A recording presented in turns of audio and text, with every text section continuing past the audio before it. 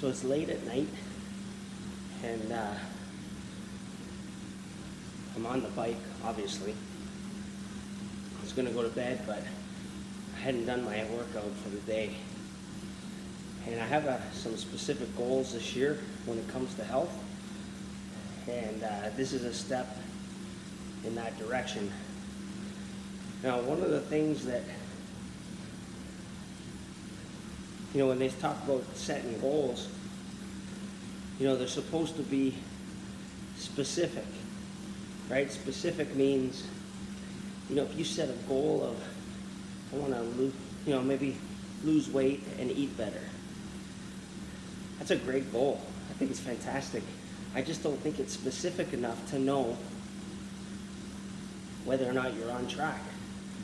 So if you said, I'd like to gain, 8 pounds of lightness, which is a different way of thinking about it, and I want to eat only meals that I make 6 dinners of the week.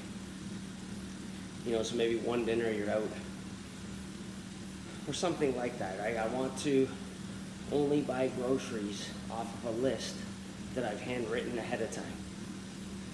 I'll never fuel my body where I fuel my car. Specific. I'm not going to eat French fries all year. Something that's easy to measure. So that's another one, is make it measurable. The other thing is to give it a timeline. To say I want to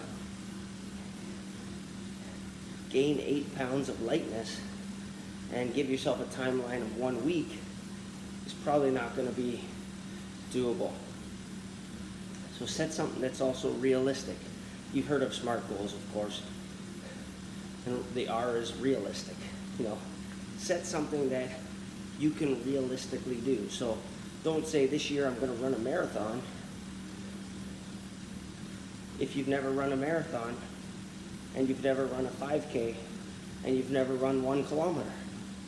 If you've run a half marathon, then you can think about a marathon. If you've run 10K, maybe shoot for, a 15K or a half marathon, which is 21 kilometers. If you've never run before, maybe you can say, I'm going to try to make it 5 kilometers by the end of the year without stopping. Something that's reasonable. If you're not sure what a reasonable health goal is and you have a goal, ask your chiropractor or ask your friend what's a reasonable goal. So right now, the one thing that I see is a big difference between the people who have success and the people that don't, is that the people who have success, they know the instant that they're off track. In other words, if I asked you, are you doing your spinal corrective exercises? You may or may not be doing them, but let's say that you're not. If my next question is, well, on what day did you decide that you were no longer going to do your spinal corrective exercises? And you would say, well, there wasn't a day where I decided that. There was no specific spot where I decided that. It just sort of happened, and all of a sudden one day I realized I hadn't done it in a long time. So for me, this year I set a goal of exercising every day, every single day of the year. And the reason that I did that is because it's very easy for me to know when I'm off track, because I either exercised today or I did not. Because if you say, I'm going to exercise 3 times a week,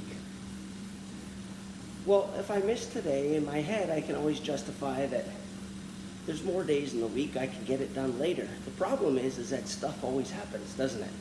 So you have to learn how to get into the habit of prioritizing your health. So tonight, I knew I wanted to go to bed. I've been on the bike for 29 minutes. I'm biking at 24.5 kilometers an hour, not too fast. I guess I need to be able to talk. So I'm at somewhere over 12K on the bike. And I didn't feel like doing it, I feel pretty good now that I've done it. And my goal for this year was to exercise every day for at least 20 minutes. See, if I said every day for an hour, to me that wasn't achievable. It wasn't realistic. I couldn't always find an hour, but I could find 20 minutes. I for sure could find 20 minutes. And so right now, so far, I've been doing a bike once or twice a week, a run on my treadmill beside me here, once or twice a week, weights 3 times a week. I think I did 4 last week, but 3 times a week. And I try to add in yoga, some type of stretching routine. So after I finish this bike, I'll do a 10-minute stretching routine or flexibility routine. And it's important to know when you're going to be off base. So your goal should be something that's specific, something that's measurable, something that has, a timeline, but also something that makes it very easy for you to know when you're off track. Because if you can know when you're off track, man,